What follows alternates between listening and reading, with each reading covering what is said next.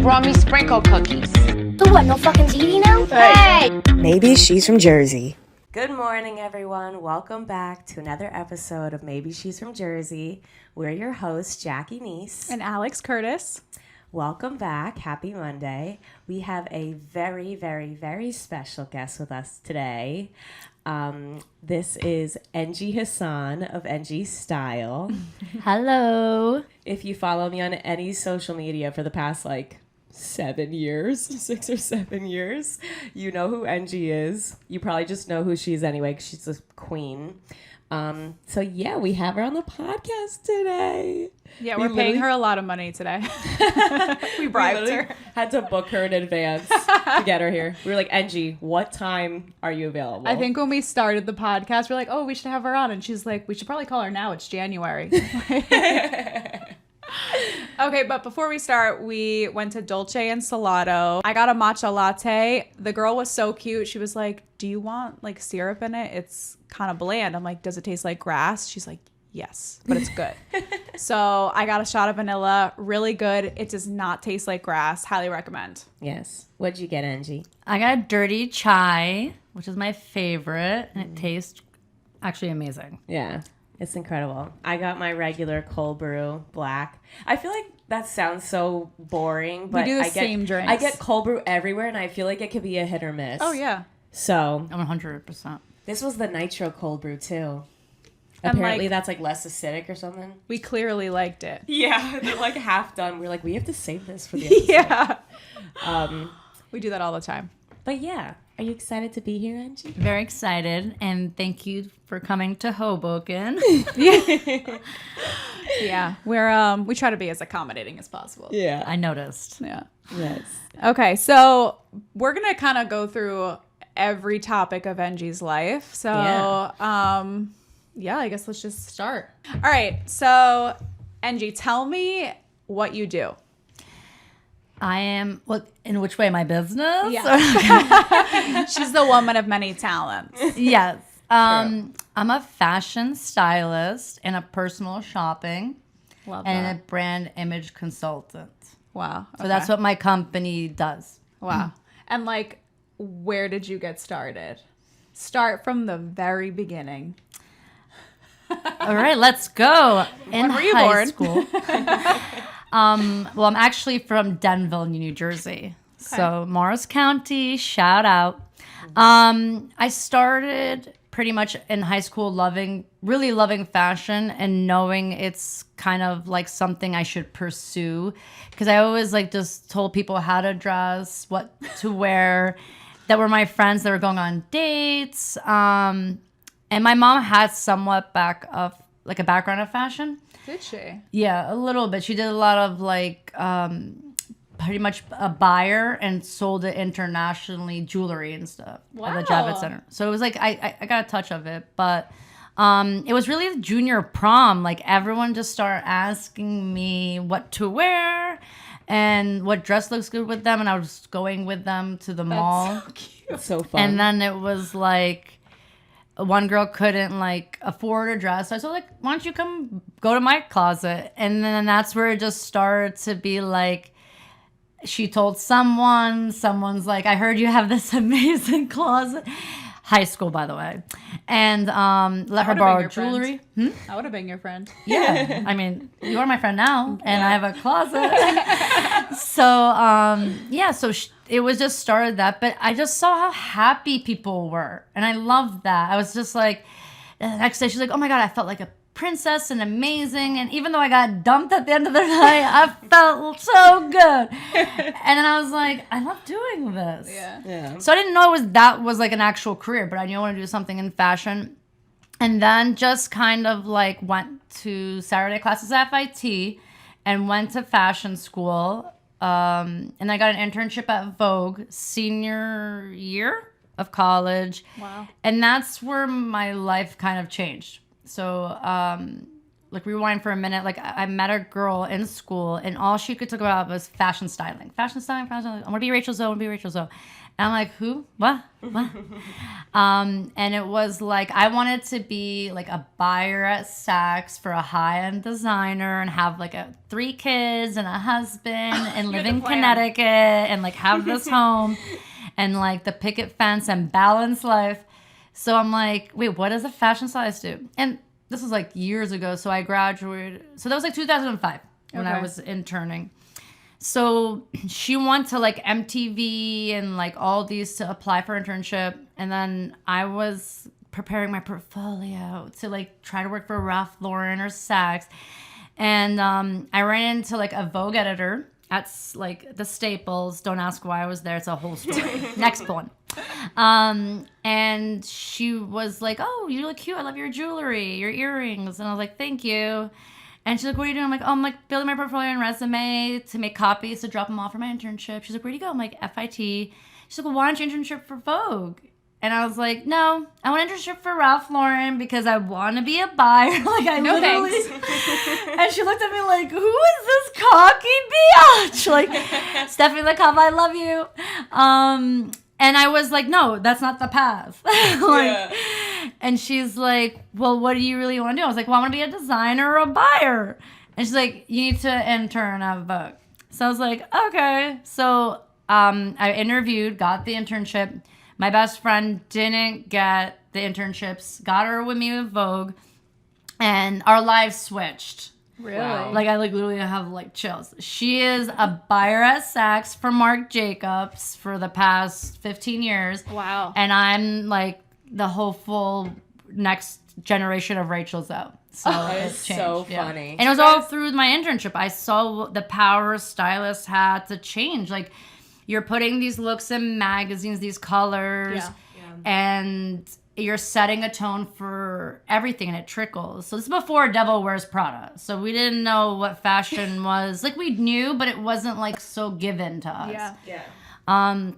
And then I like I got a master's at NYU and studied in Paris and interned at French Vogue. And that's where like I knew it was my destiny. Like, I did an apprenticeship with Karl Lagerfeld for a few days, and he like told me, he's like, you have an eye for accessories. And I was like, can you repeat that again? It's like, you're Karl Lagerfeld and Let me record this. yeah, you're like, and he gifted me all this Chanel stuff, and he's like, use this for your closet, your kit, That's awesome. Oh my to God. work with your people. He's like, choose what, and everything I chose, he's like, of course you would choose all this, like the most expensive, the runway people. He said, like, you kept, got a couple classics, but you love runway, so which is the fun stuff, like, creating. And I was lucky enough, like, really lucky to have people that had the insight of like what to do to really believe in yourself. So then I like, you still get excited, like, should I do this? Should I not? And then went back to graduate with my master's, and the economy crashed. Oh, right. And I was interning at Teen Vogue because I was like, let me intern everywhere to All get the Vogues. all the Vogues, and just like really understand every generation, every market. And then my thesis was like interviewing Condé Nast and what's like print versus media. This is like 2008, 2009. So I interviewed like the editor-in-chief of Teen Vogue, and I sat down with the fashion director, Gloria Baum, which was like, it was an honor. And she was telling me, like, you have so much talent. Like, I don't even think you should come in as entry level, because that's how like you start in a magazine. She's like, magazines are like not what they used to be. You should be doing like something else. And at that time, Eva Chen was also working there still. And she was like, you should, like, she gave me advice and told me her best friend was a stylist in Miami, but she started off at personal shopping. And she's like, and got the understanding of women and men and their ways of life. And then maybe do that a few years, come back when the industry is better, and we can bring you in as a junior or a senior editor. So I'm like, okay, how do I start? And she's like, incredible. You will figure it out. We know you will. So I'm like, okay. I wrote like a project for my like final project for FIT, and it was called NG Style. And it was about personal styling and personal shopping for the New York City elite. So this is like your mood board back then. You were Yeah, like, this it's is a gonna be business me. plan we had to force, like I had to do to graduate that class. That's cool. And I'm not that person. I'm like typing business plan. I'm all about like, creative projects. So I was coming back. It sounds so cliche, but like from spring break on a plane back from Egypt. That's where I'm from. And the concierge director of international affairs from the plaza was on that plane, and he saw me. I was like kind of like so in the zone, like tight, I gotta get this done. I have like a day left. And he's like, what are you working on? And I'm like, my business plan. And he's like, for what? So I explained it to him, and he's like, oh, we have a princess coming next week. Would you like to personally shop for her? And I'm like, this is a school project. You're right? like, you're scamming me. Right?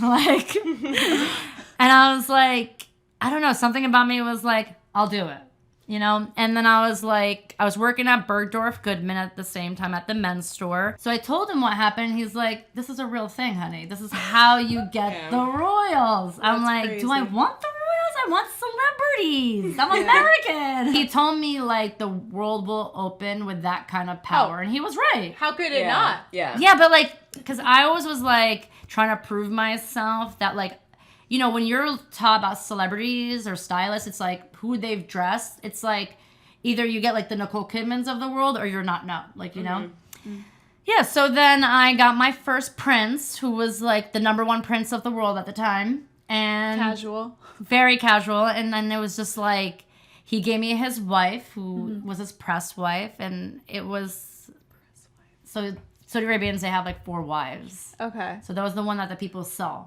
Oh. She was amazing. I got to take, she went to the royal wedding. I dressed her for that. Shut up. Yeah. Oh, wow. Suhair Murad was best dressed. She was the best dressed there. Casual. Also, like, no big Yeah. deal. And then you just like get aligned. So when you do personal shopping, I was lucky because it was it was different. Like all the stylists are all fighting for the same thing.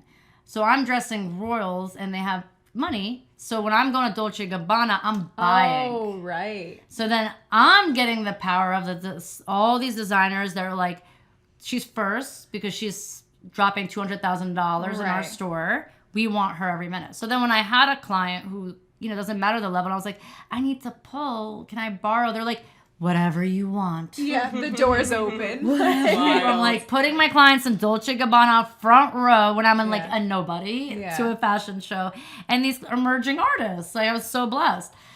And then I got invited to all the international like fashion shows because like those were like some of the brands that spoke to me. But yeah, so it was more on the personal side, and you had to build your portfolio. Anyways, as a stylist, you have to like show that you could dress a model or this person. So. But it was amazing. I was very, I don't want to say I was very lucky. I was very smart and hardworking at You that took time. the Absolutely. opportunity I took the that opportunity. came knocking. I took it. The first time I met Angie, we were talking about just like looks and things like that, and she was like talking about something. She goes, oh, I used to style a princess and whatever, and I'm like, oh, cool. I think she's just like complimenting this girl, like, oh, she's a princess, she's great, she's my queen. So I'm like, cool.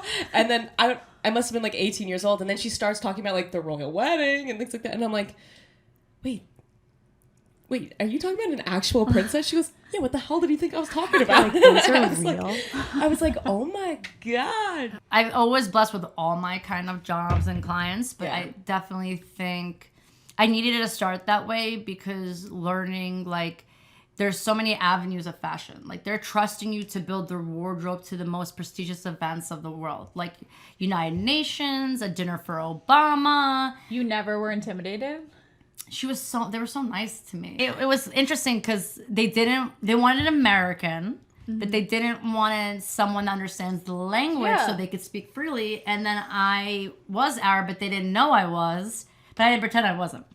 And then when I turned around, when she was like talking about something, I'm like, oh, but don't worry, we could get it in a different color. And she's like, oh, you speak Arabic. And I was like, yes. Like, ding. Ding. Oh my gosh.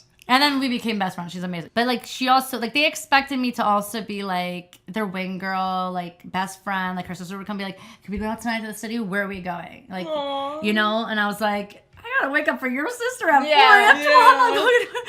But then, like, I was like, maybe I could take this power and, like, open the doors to, like, all the clubs, lounges, and it worked. Like, that's how my, like, Instagram blew up in the first year it came out, because I got to go everywhere. Like, you call up, I was like, I'm bringing a princess tonight and her sister and her brother. And they're like, of where? I'm like, Sareba. And they know. They're like, we're fully booked, but we'll make it happen. And I was like, thank you. Bye. And then after that, they'd be calling me through all the year. Like, we have a party. Do you want to come? Like, the royals are in town. They're like, you're our queen. Come. Oh, like, that's awesome. Love you, Bagatelle. That's awesome. STK, like, you don't understand. They were... I think some people don't understand, like, New York closes at, like, a time and they reopen at 12:01. So, like, if they want mashed potatoes at 9 a.m. from STK, it's not going to happen. Mm-hmm. But I made it happen. It was, like, for Jimmy Carter, the president, and she was coming. She called me on her jet and was like, I'm landing in 3 hours. I need a dress. And it's always, like, that kind of way. It's, like, 3 hours. I need a dress. This like, are color. they not aware of their schedule? I think the last thing they care about is the way they're going to be dressed, although it's the most important thing, you know? So I get a call. I'm still sleeping, and I'm like, 7 a.m. No one's calling me. And I know she lands the next, like, a week from now. So she's like, this just came up. Blah, blah, can you dress me? And I was like, yeah. Like, what colors are we allowed? Because when you dress royals, there are certain shades, certain lengths. And then you have to think, who's going to wear what? Make sure, like, back then in 2010, like, you know, certain celebrities weren't wearing that dress if they don't like them, or they're going to be mocked or compared to. It's a lot of moving factors. So I remember I called Reem Akra at like 9 a.m. I WhatsApped her and I'm like, I need a dress. I found, look, number 27, but can we cut it and make it to like knee length? Because we're already off season. Like, they're showing spring. I need a fall dress. Okay. So, you're speaking a different language, but okay. Yes. So she was like, I'm going to Lebanon. I'm like, I literally going to play. I'm like, I'll pay you double of the dress and I'll pay you extra. And she was like, who's it for? I'm like, for Princess Amira. And she's like, okay, Angie, I will be there. I love her.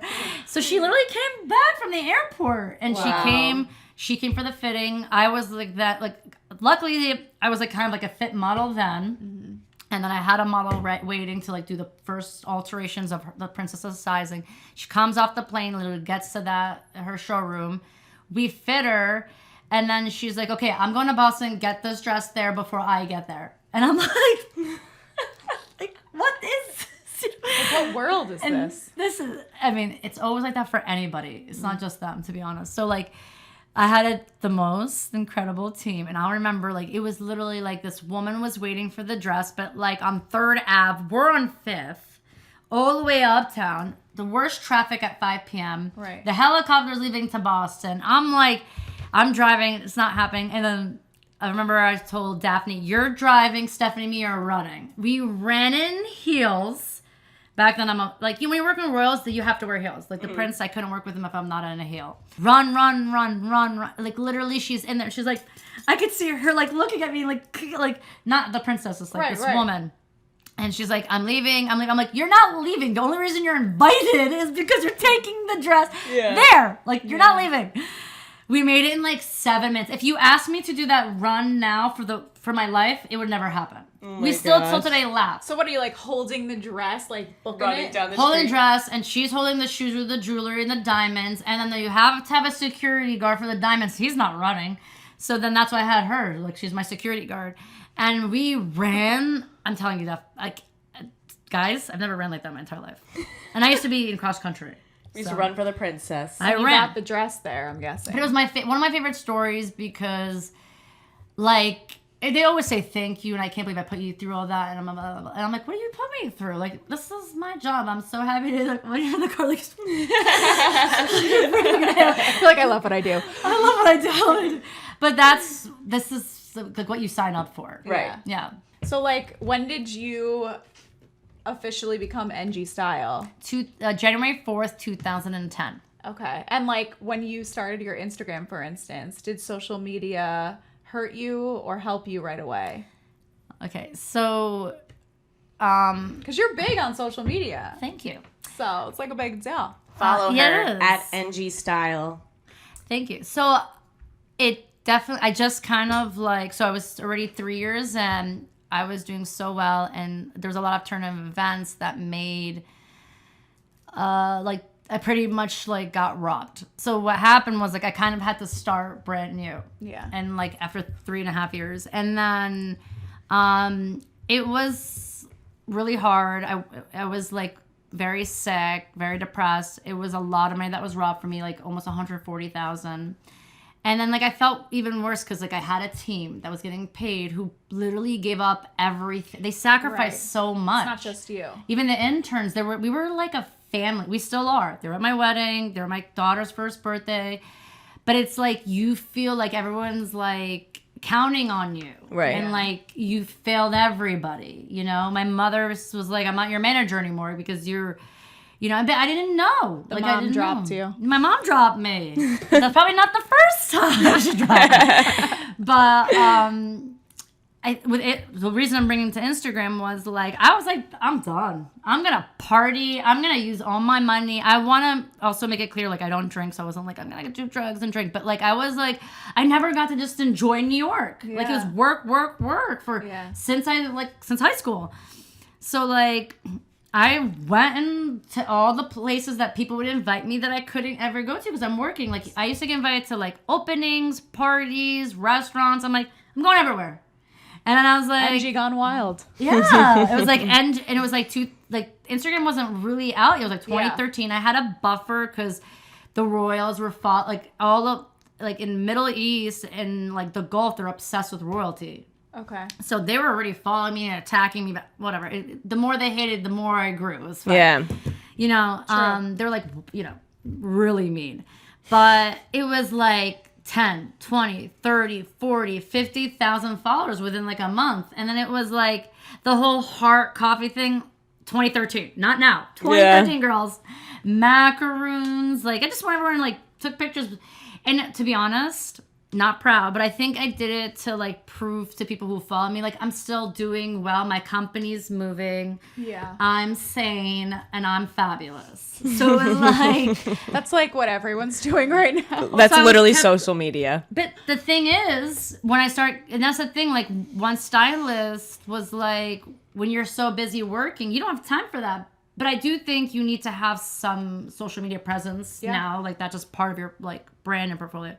Yeah, so Instagram, like I was traveling, showing off this fabulous life that like I was having, but it wasn't like, it was because of the company, but it wasn't because of like the lifestyle of the company. Right. It was like me being You're like, just living your best life. Yeah. You were just like, and I trying to don't live your life. regret any moment of it. I've learned so much, build my Instagram, I got that blue check, and then I was like, how can I make money off of this? Yeah. Or get clients or whatever. So So you like, what, did you have like a revelation? Like, okay, we're getting back in this hard. Like, No. here we go. no, I went backwards and I had to work at, my mother I was like speaking at the UN. You need to know this because it's important.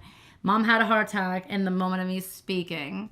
And that, all in a week, sweetheart. It's like, Yeah. want to get punch. Like, let me show you. I was talking to a guy, he like you know, decided he didn't want to be with me anymore because I wasn't like that like cookie cutter wife material. And then I was like, okay, 1, 2, 3. I got my shots, like, you know. So I remember I was like, my mom needs me to take care of her. Yeah. I don't even know if I should be in this career or in this industry anymore. So I went back to Short Hills Mall, best mall in the world. And, really is. And I can say that because I personal shop and I've traveled the world and shopped. That mall is still the best mall in the world. Yeah. You heard it I here was like, first. yeah, there you go. I went back to where I was comfortable and I went to Bloomingdale's, worked there. And, you know, some people are like, how could you go back to Bloomingdale's? Like, this is ridiculous. Like, you were at least at Bergdorf 10 years ago. Now you're going back. It's like, you know, but I just need, like, to make sure I was still in fashion, but, like, not doing the same thing so I had time to think. And I had personal responsibilities being a daughter, you know. And take care of your mom and Yeah. be nearby. They say that when you like hit rock bottom is like when you know, okay, here's where I get up. Like, Right. there's nowhere else to go. Right. Exactly. And Bloomingdale's treated me with like a different way. I wasn't just like associate. Like I was a personal shopper. We did it at events before, like Angie Style did events there, so they still let me have some like, I consider it like a backbone and prestige. Like it was, and all the people worked there. Like you don't understand, like they really are working with all different kind of people. You don't know who's gonna walk in the door. Yeah. The clients were celebrities. Yeah. So I was hoping maybe Bloomingdale's would, take it back to where it was, but locally. Yeah. Like I had Kanye over there, Miranda Care, like at Bergdorf. Yeah, tell us what celebrities you've worked with. Personal shopping wise, the most important celebrity is the one that's sitting next to me here. Thank you very much. Shaggy knees. So I was very blessed when I started. Who was your first celebrity? First, Kanye West. He was my first personal shopping celebrity. Wild. So I was working at the men's store. It's really important to understand because it's like you're 25 and like you're a girl, and I was dressed to kill all the time so I can get clients. And guys want to work with a female. It was kind of like, you would think like this girl's put it together, but I didn't think, I just wanted to learn men's. Yeah. So I was like, I'm going to go to the best store in the world to learn men's and men. And, everyone was just like throwing things at him because of money. They're like, Armani, Dolce, this. Like, we got this like shirt that has 1 million things on it. It'll look great on you. This is right after Taylor Swift's fiasco with him. So I'm just sitting there, and he comes up to me so nice. He was so sweet. I have to say that he was. And I'm like, hey, what's up? I was like, do you need help? And he was like, yes. And I was like, what are you feeling? Like I spoke to him like if I was a stylist. Like I was like, and what are you supposed to do when people are confused what they want? I was like, where are you going? I already was like, I'm going to win it with the family tonight. Everyone doesn't believe it. Family dinner. Guess who I chatted with today. Oh, yeah. And you tell them that and they're just like, cool. Like, where's the money? So, but, one day Kanye's going to have to come out and say this because we had a big consultation talk very quickly. And he quoted like how he wanted to be known for his style. He's like, Puff Daddy's noted for that and has all these things. Yeah. I just don't like people making fun of me and they're always killing me on Us Weekly. And I said, quote, they make fun of Gwen Stefani and look at her. All you care about is what Anna Wintour thinks of you. A year later, who do I see with Anna Wintour 24/7? Mr. Kanye West. Oh my gosh. So he was with the late, Virgil. He was with him, which is the designer for Off-White. So that's how I first met him. But he was really nice. Like we went through the store. We got a bunch of stuff. I wish we could have continued working together even more. And I worked with Orlando Bloom through Bergdorf, Miranda Kerr, Lady Gaga, Aerosmith. And then also designers, Alexander Wang, Valentino. That's cool. It is cool. It's cool to work with. And that's like your stepping stone. Yeah. So like you can already say that. Like and you understand the intensity. When Lady Gaga came, she was like, it was her second album just came out. Okay. So she was big. She was huge. Yeah. Where she had an entourage with her. They treated like everybody really badly. Really? The entourage or her? Her bodyguard was like, someone take a picture from far away and he literally like hurt him. I was upset because I was like, Tim's cool. He just wants a picture of Lady Gaga. Yeah. And then I guess they just wanted, because I didn't come off as a fan, although I was obsessed with her. I was obsessed. You're like, keep it cool. I kept it cool because all I was saying was like, gotta get her as a client. Gotta get her as a client.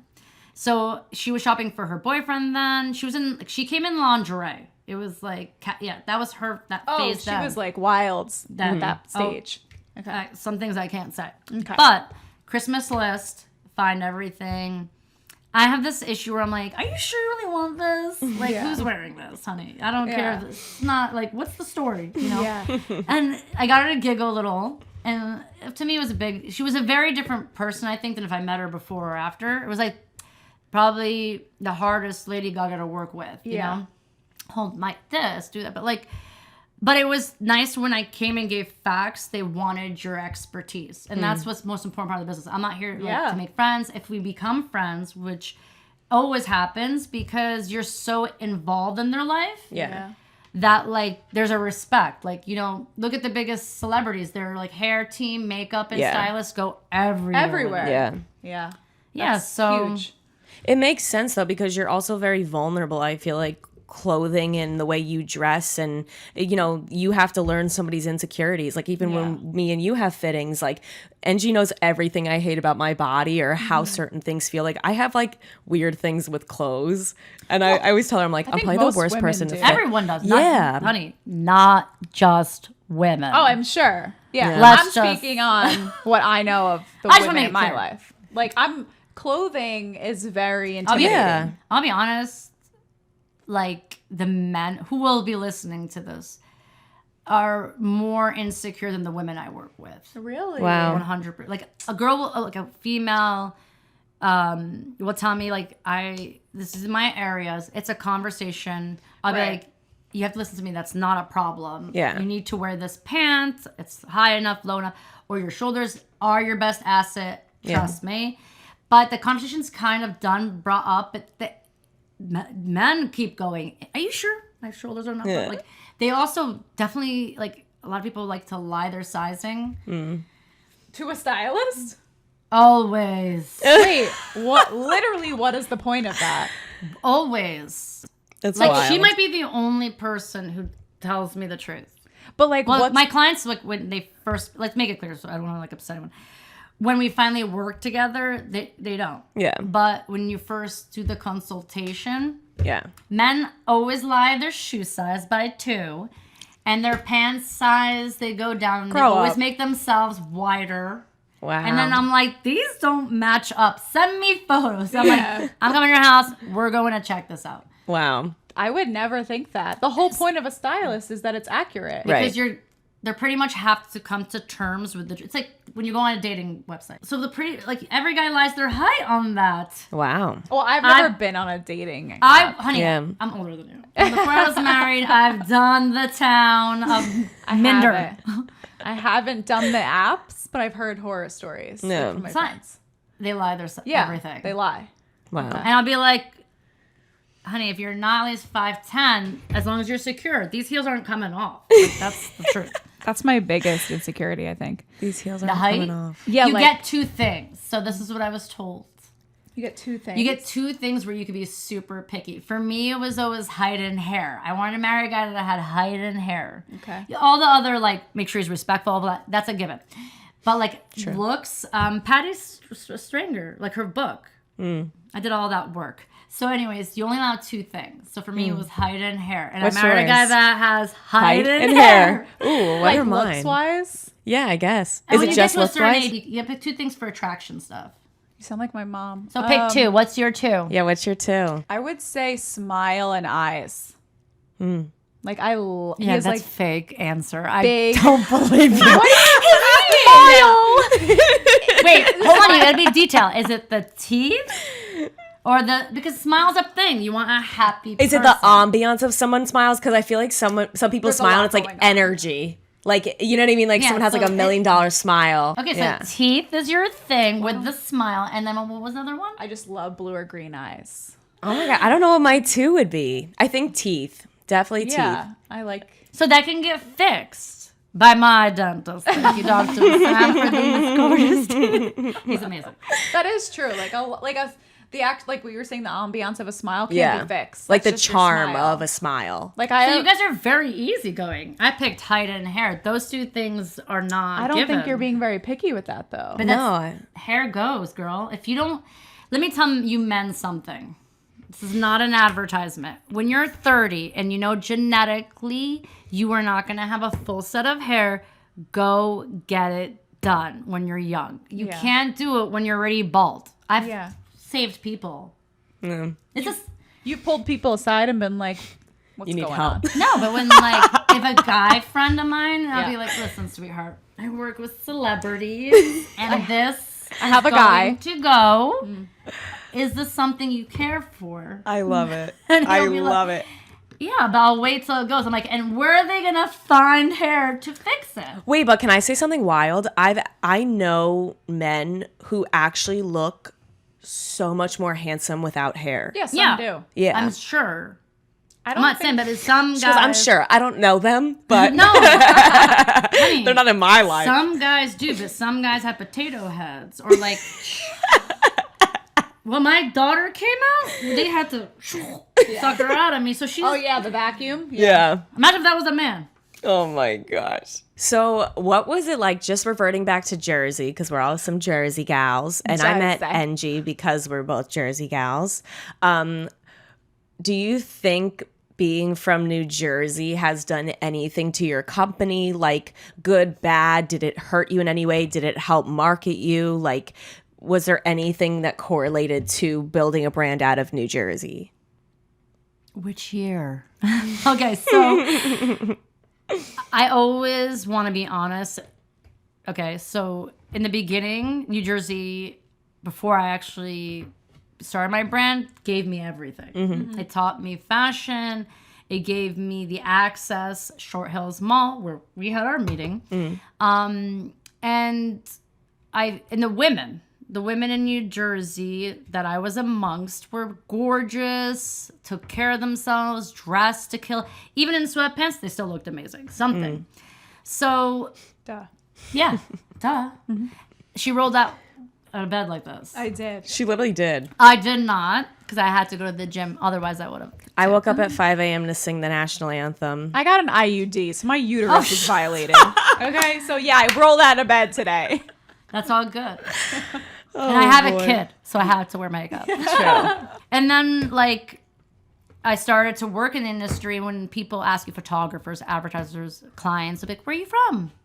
I was so proud to be like, New Jersey, Morris County, Denville. You know where Short Hills is? And then they'll be like, Jersey Shore? Oh, I thought you were a stylist. And I'll be like, that's a TV show. They're like, it's reality. And I'll be like, it would start hurting my stomach later when people would ask me, like, where are you from? I was so scared. Like, I would sweat. Yeah. When you're, seriously, though, I swear on my life. I just can't believe people with brain cells correlated that as real life. No, it's a CEOs thing. of Goldman Sachs would Yeah. be like, Jersey, and I'd be like, have you heard of Short Hills? That became my next tagline. Right. Like, I probably gave them the most advertisement ever in the world. Yeah. No, people who haven't even been from, like, have ever visited New Jersey still think New Jersey is just like Jersey Shore. And mind you, there are things that go on like Jersey Shore, and not knocking it. Like, hey, do you? No, but love Jersey Shore. I'm watching the new Family Vacation, but like, I get what you mean when it comes into some sort of a brand of like, oh, you're from Jersey. But they say like that and they don't want to book you. It's so then like I was like, should I lie? And I'll be like, oh, like, and then I feel bad saying I'm from exactly Short Hills because I'm from Denville, but I was raised in that mall, so that should give me some credit, no? I think so. Yeah. And then they'll be like, oh, Short Hills, that's so different. And then I'll be like, mother. It's like Jersey Shore is nowhere near Short Hills, Right. like where they filmed. Well, in I Seaside. actually go into detail like that, and then it took like an intern to be like, you don't owe them anything. Right. You're Yeah. a stylist. And I'm like, I love these kids. Yeah. So then when people ask it, sometimes I'll be like, I'm from Egypt. They'll be like, oh, do you have papers? I'm like, obvious. I was born here. They're like, well, you said here. I'm like, but I'm from Egypt, technically. Yeah. Then it just got annoying. Whose first reaction is, do you have paper? Yeah. What the People hell? who probably want to marry you. People pay for that. You didn't hear about that when they're immigrants? That's wild. 20 grand to get papers in this country. Oh my I have God. papers.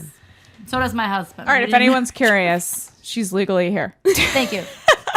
We've confirmed. Yeah, so that it did hurt it a little bit. Yeah. And I think my roots from Jersey's made me who I am. I agree. It was the way of life. I agree. I think I wanted Jersey's more. like the best of both worlds. You're Yeah. next You're to right the by city. the city. You see it. It's Yeah. there. And I think Jersey's beautiful. You have the mountains, you have the ocean, you have Hiking. like, I love to hike. yes, I Ramapo. think it's got it all. What is some advice you would give inspiring entrepreneurs?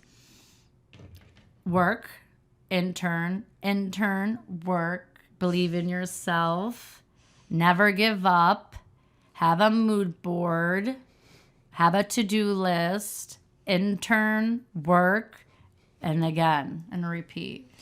But like for you, when you were I don't want to say failing, but like things were Say not failing, going I your was way, how did you like pick yourself back up? You just like kept pushing forward and then you felt good about it again, or? I had a mentor. I have a lot of mentors, and I call them I'm not saying fans, but I have these women, you're in that list, that are like my cheerleaders. Okay. And, you know, when they know what really happened or whatever, and they're successful and smart and educated, you could be a housewife, it doesn't matter. Right. But they'll be like, no, you go back out there and you're going to do this. That's what business women do.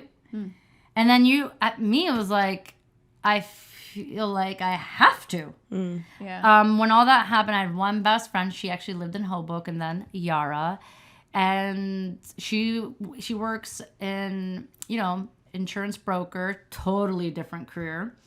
And she just like sat down, was like, we're having a meeting next week. You're meeting me at the Path. And I'm like, for what? She's like, so we can rebrand you and bring you back out. Yeah. Good And people I'm around like, you. what? I don't have that. I have no time. I feel fat. She's like, I was so skinny then too. But the worst. we met in Hoboken at the Starbucks, and pieces of paper and hours of her dedicated love and time even offered money to me to help me do what I need to do. That's amazing. And then I was like, she's like, I believe in you. That's great. And then like, and I have other friends, like, you know.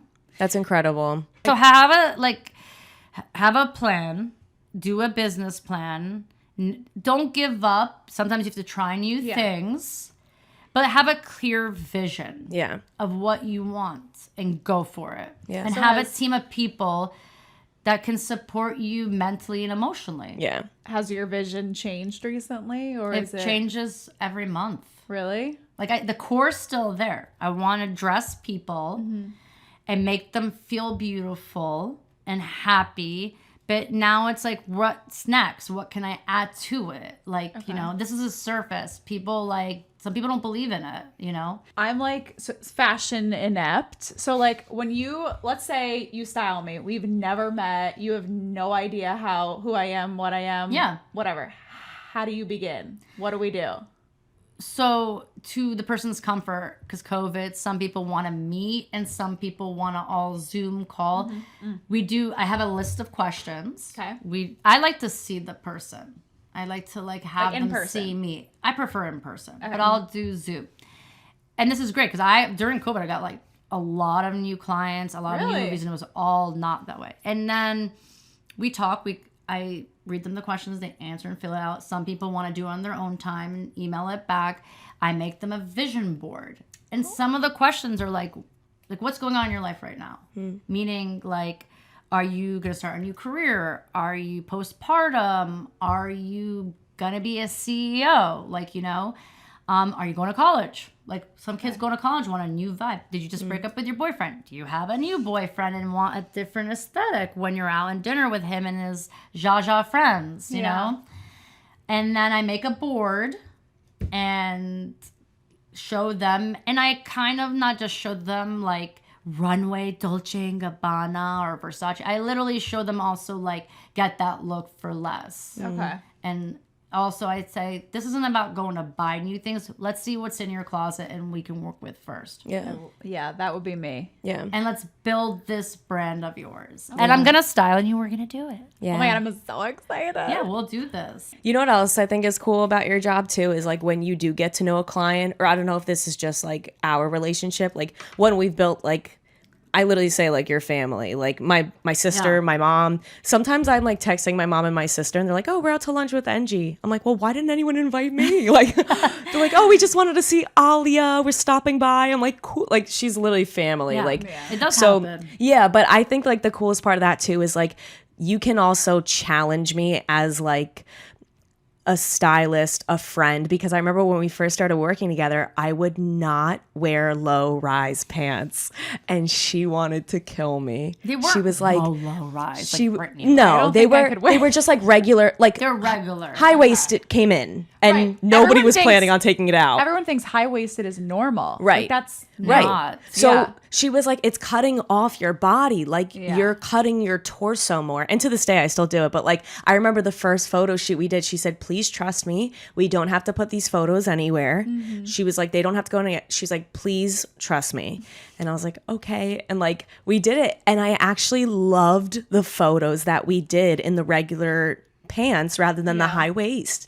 It's so true though, because I think that's incredible that you can, I don't want to use the word push because it's not like you encourage people to go beyond their comfort zones, to embrace things about them that they don't see. Yeah. So I think that's beautiful because now I feel a little more confident wearing like lower jeans or whatever it is. And I don't view my stomach the way I used to because now I'm like, I actually like the way that looks. You were nominated for Leading Women Entrepreneur and Business of New Jersey. What does that mean to you? It was amazing because, you know, this where you're from, people believed in how hard you worked and what you put out there. And it was like your own peers nominating you. Yeah. So like you can't nominate yourself. And it was like these women were like Fortune 500 company business owners or like working for those kind of companies. And I'm like a small boutique and I'm like, what am I doing here? Like, you know, so I felt so honored. And like, again, just felt like I gotta keep going. Yeah. Like, this was just a step in. And this was literally a month or two before everything went to shit. Like, you know. Yeah. Really? Yeah, it was 2013 I was nominated, yeah. I didn't win, but I was still, you know. one of Yeah, the that's a nominated. huge deal. Yeah. For sure. I would think so. Yeah. It was. It was amazing. Yeah. Okay, so I guess to close all of this out, we're going to do a part 2 because she's telling us things on the side that are wild. So we're Yeah. doing a part 2. But what do you see for yourself, your company? Where do you see yourself going in the next 5 years? So I definitely think the world keeps changing, so you have to evolve and change with it. I'm actually working on something hopefully special. I've always given back with charity work and everything, but I feel like I want to own that, even if it's working for a nonprofit. Yeah. And all my full energy to that one. I'm also a mother now. And I think I want to do something and add it to the umbrella of NG Style by the time I'm 40, which is a year and a half. It's a big That's umbrella. wild. Yeah, I know. 40. You don't, I just, wow. I mean, J-Lo's 53 and dancing better than me. No, so- I just, your spirit is so young. I always forget your age. Yeah, so, I would never know that. Yeah. So the next 5 years is really, I'm hoping that I'm going to try to go into the more of the wellness, you know, add that component or beauty and just like health and add that to fashion. So it's not just going to be a fashion brand and see where that takes me and hopefully be, you know, more internationally known than just like I might have known in some countries, but like the whole world. NG In 5 years. International. Yeah. Yes. Literally. That'll be the Okay. part 2 of the movie Yes. And the documentary. and the Yes. documentary. Stay tuned. Yes. Okay, everyone. Thank you again for joining, and thank you, NG, for joining Thank you for us. having me. Thank I you, love this. Angie. Can't wait check for her part 2. out. Check out literally, I mean, check out my Instagram. She's all over my Instagram. I tag her and everything. I don't think I actually get dressed without Angie like approving my outfit.